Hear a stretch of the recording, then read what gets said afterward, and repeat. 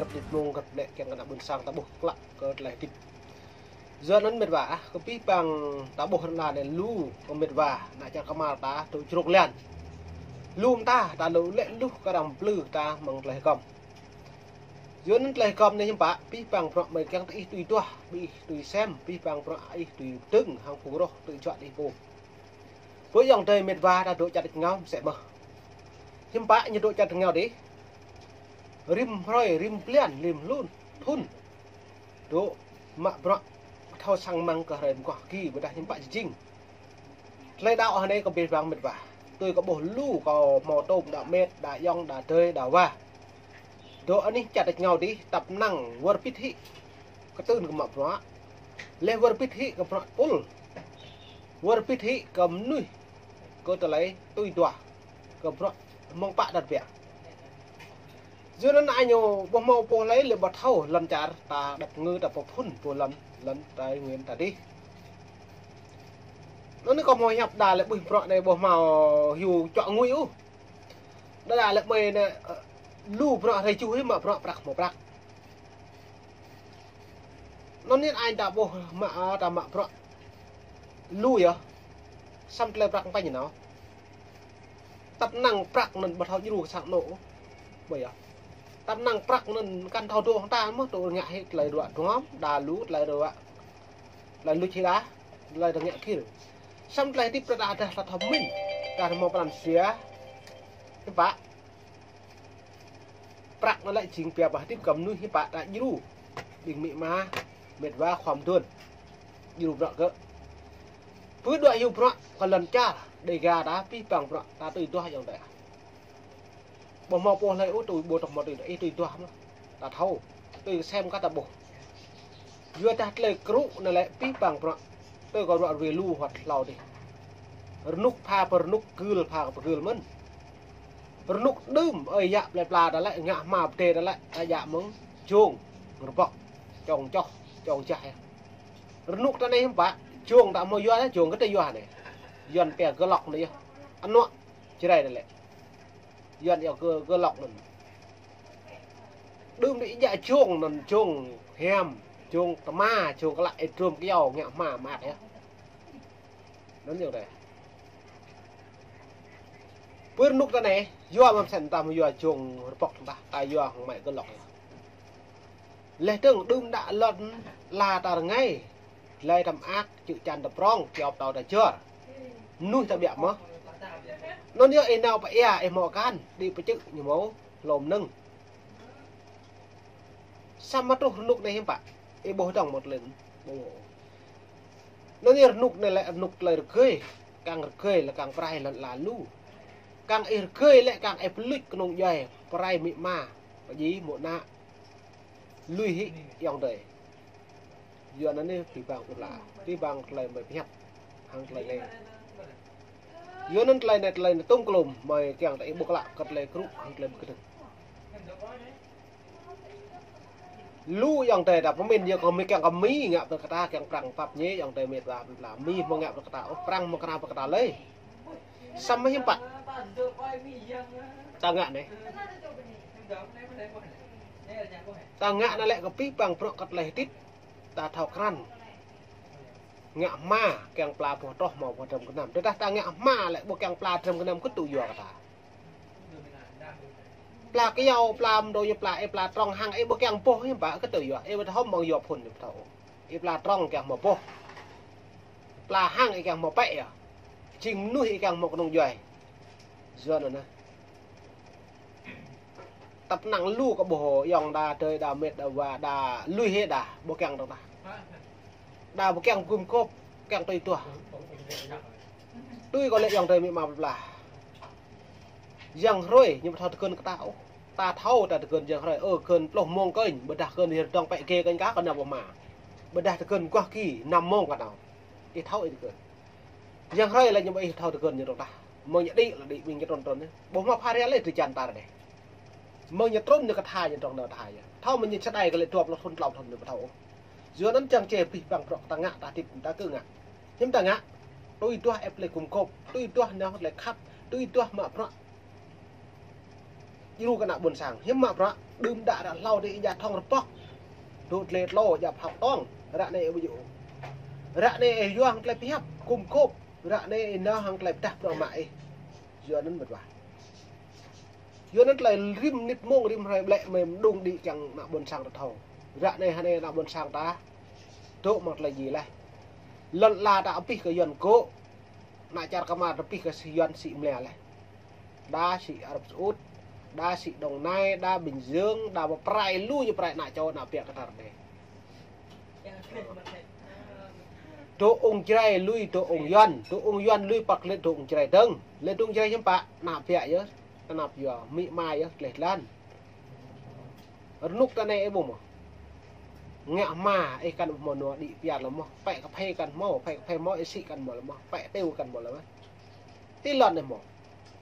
lần này lần cục ná mà này do nó hàng này pro hay đầm pre đang chính lỡ pa plan tu sa rồi thôn tua bò đùa nãy anh bông béo rằng một cái nhầm mà pro cái nào buồn sang mong ta nhà đầy gà để xem dòng đời buồn sang ta là những thâu lúc hút này này lệ pro này ca hiếu pro này nè ca hàng đen do một tay dòng đại được là nó có càng bạo tôi có càng vật chất có thể lấy rằng bua Bình Dương Liên Hà Nội mà pro orang ketelajuan telajun telajara itu biak letung krepi bang medwa yang tới buồn là sang đi tại chế grade ibu lại này nó như này này trong báo cáo thường niên gần đây nhất 2022 Ủy ban Tự do Tôn giáo Quốc tế Mỹ USCIRF vẫn coi Việt Nam là một quốc gia cần quan tâm đặc biệt vì đàn áp kiểm soát nhiều và vi phạm quyền tự do tín ngưỡng đối với những người dân. Ông Smith, Ủy ban Thường viện USCIRF phát biểu tại Hội nghị Tự do Tôn giáo hay niềm tin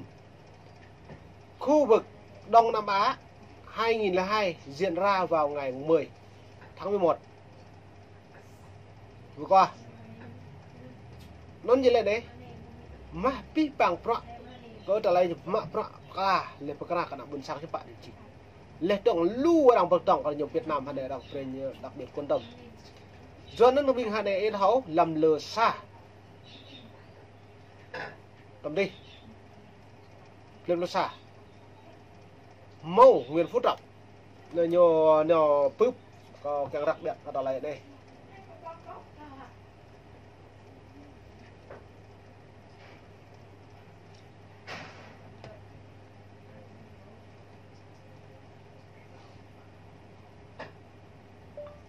Nguyễn Phú Trọng họp ở Trung Quốc.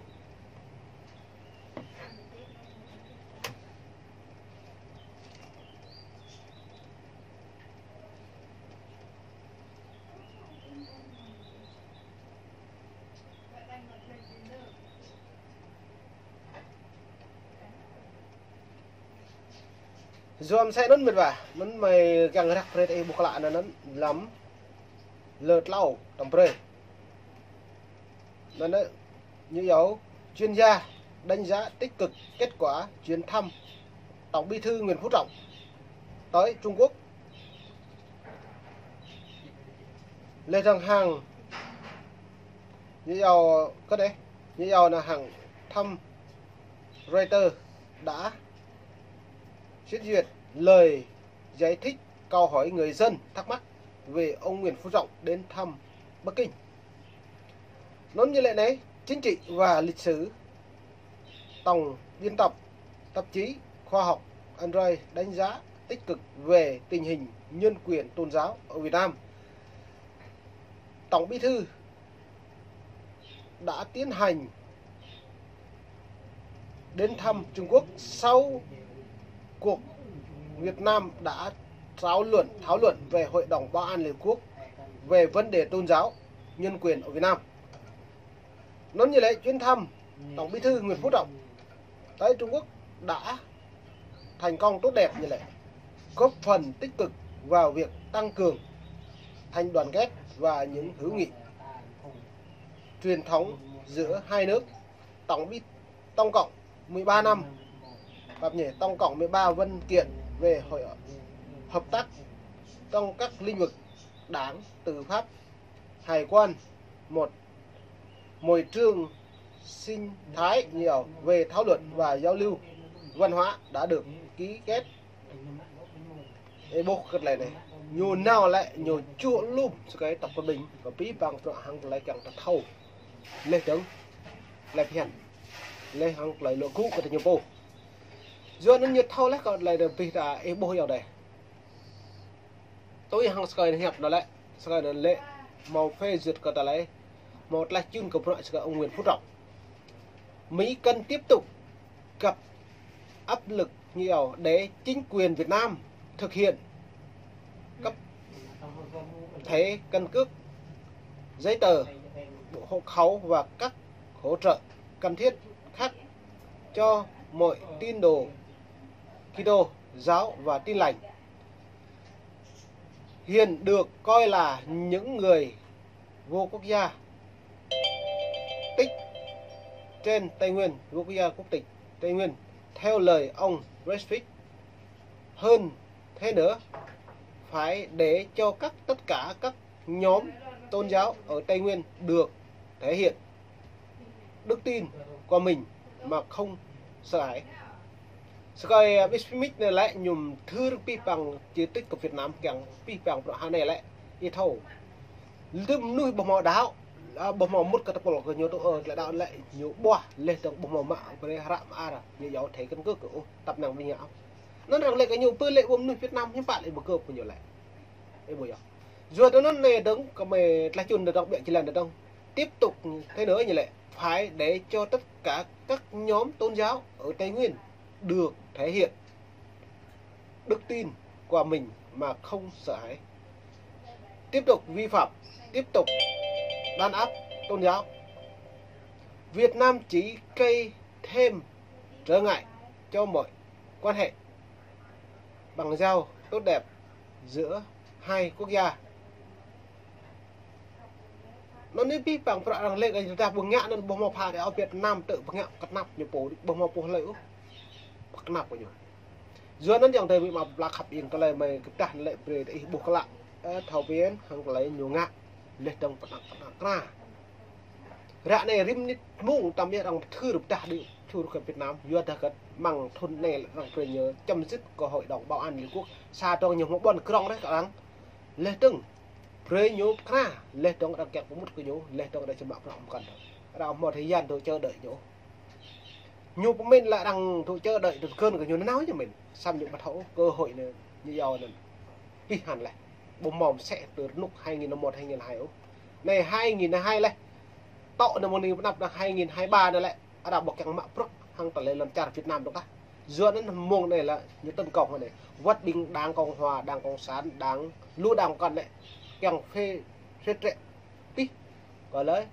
cái đảng tự doan này Cộng sản Việt Nam này nên ra kẹng đa đảng đa nguyên tao bình dân như kẹng với tạo một liên quan thành nhóm Việt và